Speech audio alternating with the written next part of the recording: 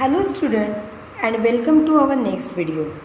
Today we will learn properties of multiplication of integers. Our first property is closure.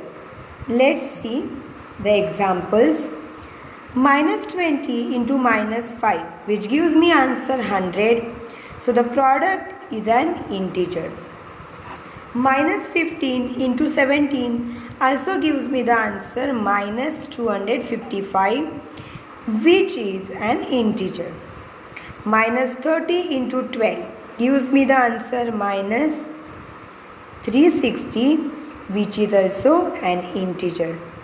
Now as we solve all these, we see that the product, whether the number is, both the numbers are negative, one negative, one positive, or one positive, one negative, the answer is always an integer. So from this we conclude that, can you find a pair of integers whose product is not an integer? No.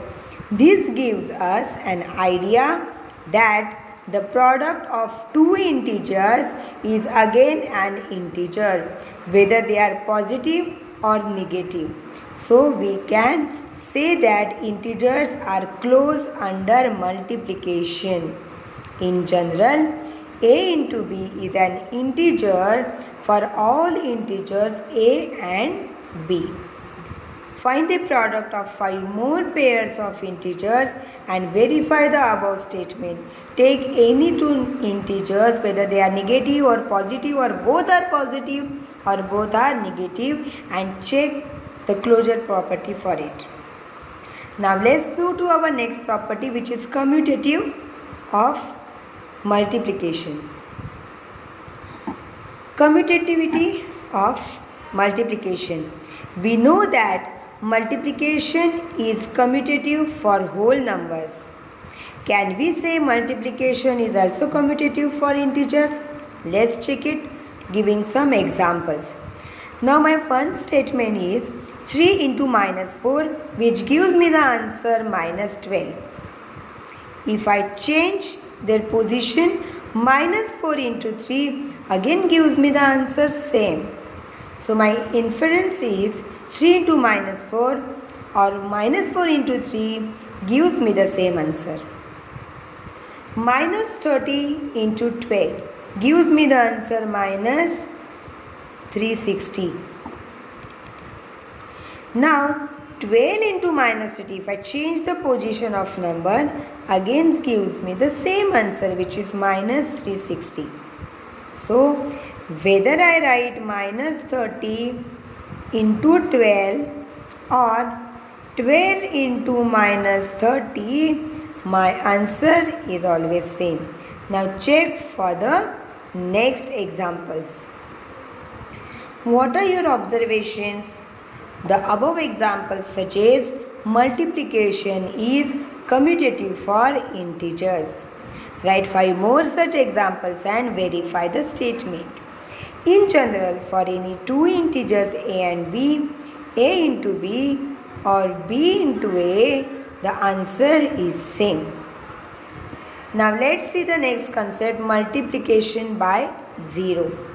We know that any whole number when multiplied by 0 gives the answer 0. Observe the following products of negative integers and 0. These are obtained from the patterns done earlier. Minus 3 into 0 gives me the answer 0. 0 into minus 4 gives me the answer 0. Minus 5 into 0 gives me the answer 0. 0 into minus 6 again gives me the answer 0. So this shows that the product of a negative integer and 0 is always 0. In general, for any integer a into 0 or 0 into a, my answer is always 0. Now our next concept is multiplicative identity. We know that 1 is the multiplicative identity for whole numbers. Check that 1 is the multiplicative identity for integers as well. Observe the following products of integers with 1. If I multiply minus 3 by 1, my answer is minus 3. Minus 4 into 1 gives me the minus 4. 1 into minus 5 gives me minus 5. 1 into minus 6 again gives me the answer minus 6. 1 into 5 for the positive integers, again the answer is 5. 1 into 8 is 8. 3 into 1 is 3. 7 into 1 is 7. So this shows that 1 is the multiplicative identity for integers also. In general, for any integers a, we have a into 1 or 1 into a. The answer is the same number, that is a.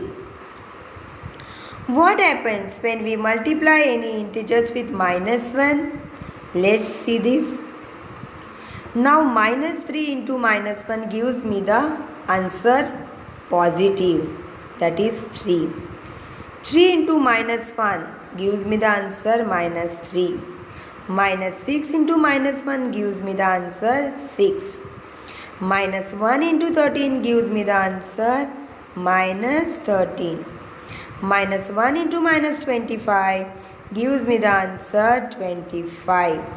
18 into minus 1 gives me the answer minus 18.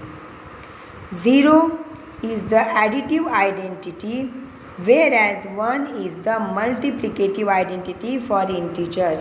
Remember this sentence very clearly, that 0 is the additive identity, whereas 1 is the multiplicative identity for integers.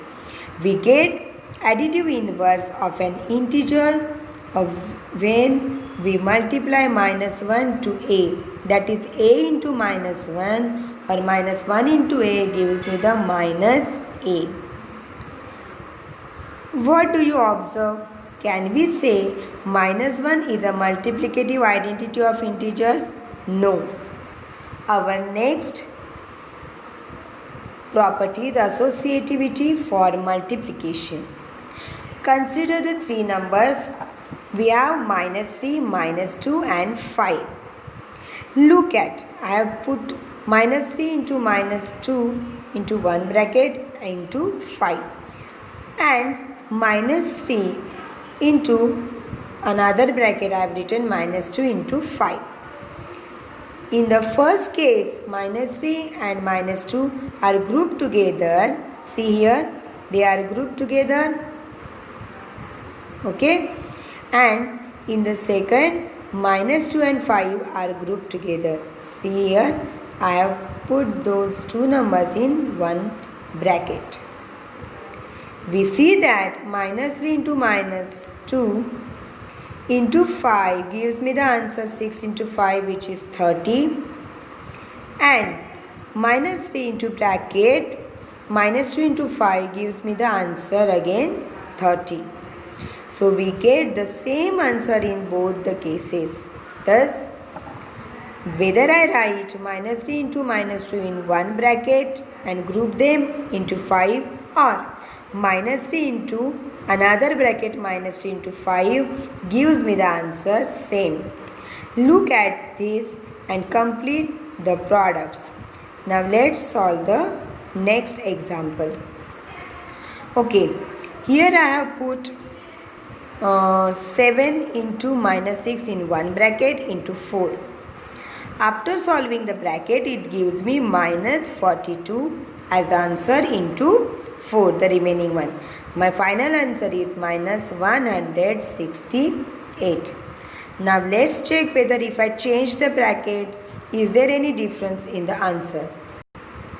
Now here 7 into one other bracket minus 6 into 4. So it gives 7 into minus 24,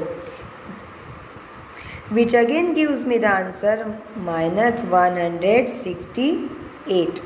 So whether I change the position of the brackets, my answer is same. Does the grouping of integers affect the product of integers? No, not at all. If in general, for any three integers a, b and c, whether they are negative or positive, a into bracket a into b into c is equal to a into bracket b into c. Take any 5 values for a, b and c each and verify this property. Thus, like whole numbers, the product of 3 integers does not depend upon the grouping of integers, and this is called the associative property for multiplication of integers. Our next property is distributive property.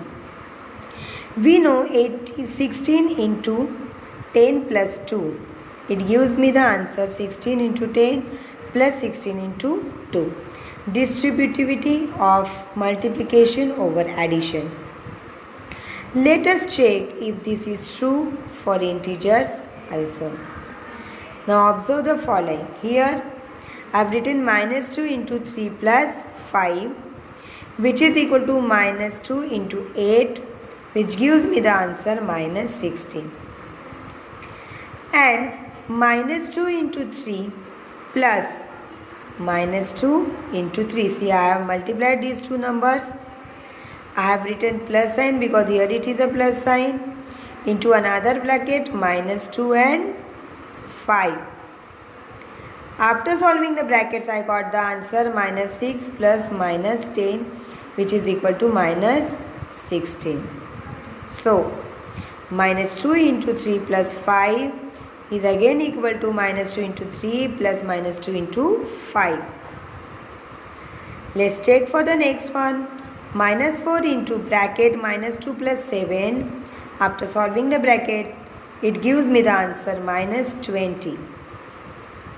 Now, minus 4 into minus 2. See, I have multiplied these two numbers plus, because here there is a plus sign, so I will write plus here. Minus 4 into 7. After solving the bracket, it gives me the answer minus 20. Again, for the next one, the answer is same. So, can we say that the distributivity of multiplication over addition is true for integers also? Yes. In general, for any integers a, b and c, a into bracket b plus c is equal to a into b plus a into c. Take at least 5 different values for each of a, b and c and verify the above distributive property. Solve them in your notebook. Try this in your notebook. Now consider the following. Can we say 4 into 3 minus 8 is equal to 4 into 3 minus 4 into 8? Let's check. 4 into 3 minus 8, which is equal to 4 into minus 5, and which gives me the answer minus 20. Now next 4 into 3. See, I will multiply these two numbers 4 into 3. Again minus sign because here it is a minus sign, so I will write minus 4 into 8. After solving this gives me the answer minus 20. So 4 into 3 minus 8 is again equal to 4 into 3 minus 4 into 8. Look at the following one.